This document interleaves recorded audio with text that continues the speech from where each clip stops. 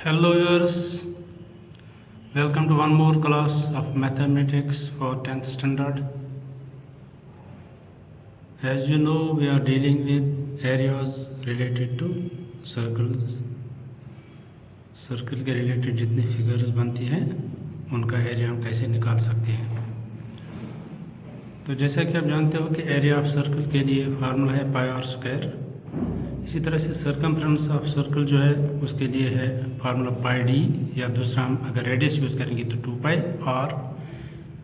अब अगर sector of a circle होगा, सेक्टर किसको कहते हैं? अगर हम कोई भी सर्कल ले लेंगे तो अगर हम इसके दो रेडियस डालेंगे ऐसे, तो इसके दो हिस्से बनते हैं इसके रीजन के, तो इनको सेक्टर कहते हैं। ये छोटा वाला है तो इसको माइनर सेक्टर बोलते हैं। ये जो बाकी बचता है बड़ा हिस्सा, that is called major sector. ये बड़ा वाला हिस्सा, छोटा वाला जो ये है, ये इसको माइनर सेक्टर बोलते हैं। अब इस सेक्टर का एरिया कैसे निकालते हैं? मान लीजिए इसका यहाँ पर थीटा एंगल है, तो इसका एरिया कैसे निकालेंगे हम? θ/360 इंटू पाई आर स्क्वायर। क्योंकि सर्कल के अंदर पूरा एंगल जो है वो 360 बनता है। उसमें से अगर हम थीटा एंगल का एरिया निकालना चाहेंगे उसके सेक्टर का, तो उसका एरिया बनता है θ/360 इंटू पाई आर स्क्वायर। चलिए एक्सरसाइज 12.2 से क्वेश्चन करते हैं। Question number 1, find the area of A sector of a circle with radius 6 centimetre if angle of the sector is 60 degrees. ये एक सर्कल है जिसका रेडियस 6 सेंटीमीटर है और उसके एक सेक्टर का एरिया हमें निकालना है जिसका एंगल 60 डिग्रीज है। और 60 डिग्रीज एंगल वाले सेक्टर का एरिया निकालना है जबकि सर्कल का रेडियस 6 सेंटीमीटर है। तो चलिए सिंपल सा क्वेश्चन है। रेडियस ऑफ द सर्कल, और हम इसको डिनोट करते हैं 6 सेंटीमीटर है। Angle of the sector that is theta, ये 60 डिग्रीज है। तो एरिया ऑफ द सेक्टर के लिए हम फार्मूला जानते हैं θ/360 इंटू पाई आर स्क्वायर। तो अब थीटा का वैल्यू हम 60 डिग्रीज है, यहाँ पर वो 360 ऐसे ही है। पाई 22/7 के बराबर है। फिर रेडियस स्क्वायर, रेडियस 6 सेंटीमीटर है तो स्क्वायर लिखना है तो 2 बार लिखेंगे 6 इंटू 6। अब इसको हम कसर काटेंगे, 0 और 0 कैंसिल हो जाएगा। फिर यहाँ से 6 1 जार 6 6 जार 36।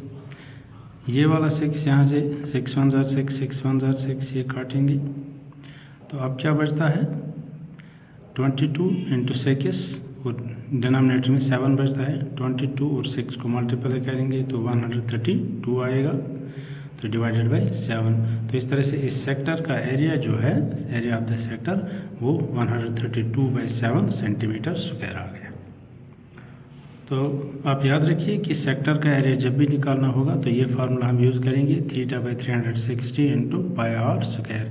जहाँ पर थीटा जो है ये सेक्टर का एंगल है जो सेंटर पर बनता है, पाई तो कांस्टेंट है 22/7, और रेडियस जो है ये सर्कल का रेडियस होता है जिस सर्कल का ये सेक्टर है।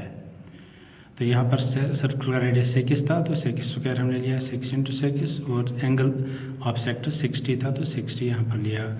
इसको सॉल्व करके हमारा वैल्यू क्या आ गया 132/7 सेंटीमीटर स्क्वायर। चलिए अब एक्सरसाइज 12.2 का क्वेश्चन नंबर 2 देखते हैं।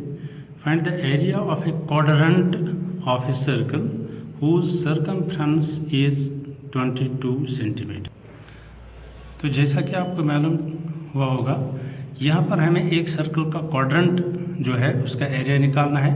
क्वाड्रेंट आपको मालूम होगा कि अगर हम सर्कल डालेंगे तो उसके चौथाई हिस्से को क्वाड्रेंट बोलेंगे, तो उसका एरिया निकालना है अगर जबकि इसका सर्कमफ्रेंस सर्कल का 22 सेंटीमीटर है। तो पहले हमें रेडियस का पता होना चाहिए कि रेडियस कितना है सर्कल का। तो देखते हैं, circumference of the circle is 22 centimetre जो क्वेश्चन में गिवन है। अब सर्कमफ्रेंस ऑफ सर्कल इसके लिए फार्मूला क्या है 2 पाई आर। हम पाई डी भी यूज़ कर सकते हैं लेकिन यहाँ पर हम 2 पाई आर से डायरेक्टली यूज़ करेंगे ताकि हमें रेडियस मिल जाए। 2 पाई आर जो सर्कमफ्रेंस ऑफ सर्कल है ये 22 है। अब पाई को वैल्यू देते हैं 22/7, तो बाकी ऐसे ही रहेगा।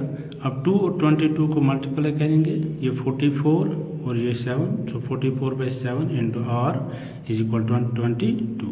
अब इस 44/7 को राइट साइड में ले जाते हैं, ये रेसिप्रोकल बनेगा। अगर मल्टीप्लाई में लिखेंगे तो यहाँ पर r रहेगा, r is equal to 22 into 7/44, क्योंकि ये अगर यहाँ पर डिवाइड लिखेंगे तो ठीक है, अगर मल्टीपल लिखेंगे तो रेसिप्रोकल लिखना पड़ेगा 7/44। अब इसकी कसर काटते हैं, 22 1s 22 2s, तो इस तरह से 7/2 जो है ये इसका रेडियस आता है। तो ये सर्कल जो है जिसका सर्कमफ्रेंस 22 है उसका रेडियस कितना आ गया 7/2 सेंटीमीटर्स। अब हमें इस सर्कल के क्वाड्रेंट का एरिया निकालना है, तो हमें पहले पता होना चाहिए कि क्वाड्रेंट का एंगल क्या होता है। क्योंकि क्वाड्रेंट का मतलब है 1/4, तो एंगल जो 360 है उसका जब 4 हिस्से हो जाएंगे तो 90 डिग्री एक एक क्वाड्रेंट में एंगल बनेगा। Angle of the quadrant is 90 degrees. जो क्वाड्रेंट होता है वो उसका एंगल जो सेंटर में होता है वो 90 डिग्रीज होता है। तो ये सेक्टर बनेगा जिसका एंगल सेंटर पर 90 डिग्री होगा। So therefore area of the quadrant will be θ/360 into pi r square. Theta जो एंगल है सेंटर में, अब यहाँ पर थीटा कितना है 90, सो 90/360 इंटू पाई का वैल्यू 22/7 ले लेंगे। फिर रेडियस स्क्वायर, रेडियस 7/2 है तो इसका स्क्वायर 7/2 इंटू 7/2। तो इसको सॉल्व करते हैं, पहले 1 0 कट हो जाएगा इसका, फिर 9 से करेंगे इसका, 9 1 ज़ार 9, 9 4 ज़ार 36, फिर इस 4 को कसर काटेंगे, 2 2 ज़ार 4, 2 1 ज़ार 2, 2 1 ज़ार 2, फिर ये एक 7 और ये 7 कैंसिल कर देंगे। तो फिर क्या रह जाता है हमारे पास, एक यहाँ पर रह गया 11 और दूसरा रह गया 7, 11 इंटू 7 दैट इज 77, और डिनोमिनेटर में रह गया 2 2 और 2 2 2 ज़ार 4 2 ज़ार 8। इस तरह से इसका वैल्यू कितना अब रह गया 77/8 सेंटीमीटर स्क्वायर। तो इस तरह से ये क्वाड्रेंट जो है जिसका एंगल 90 डिग्री होता है सेंटर के ऊपर, तो उसका एरिया यहाँ पर आ गया 77/8 सेंटीमीटर स्क्वायर। और ये चीज़ अब याद रखिए, जो क्वाड्रेंट होता है सर्कल का 1/4 होता है, 1/4 ऑफ द सर्कल होता है।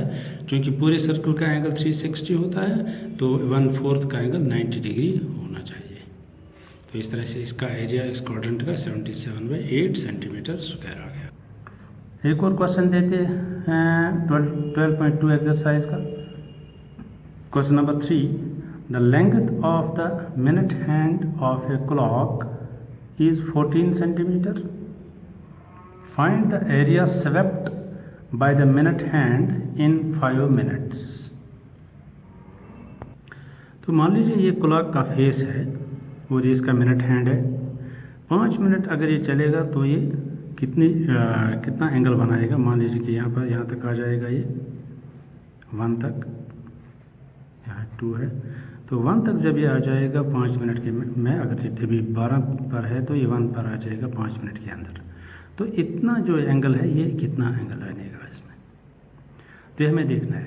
अगर ये पूरा सर्कल घूमेगा ये मिनट है तो 360 एंगल बनता है पूरे सर्कल में घूमने के बाद 360 मिनट। अब ये 5 मिनट तक घूमता है।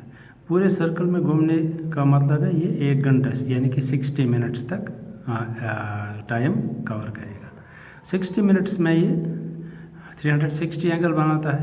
अब हमें देखना है कि 5 मिनट्स में ये कितना एंगल बनेगा। वही इस सेक्टर का एंगल बनेगा जो ये सेक्टर 5 मिनट में यहाँ पर डिस्क्राइब करेगा।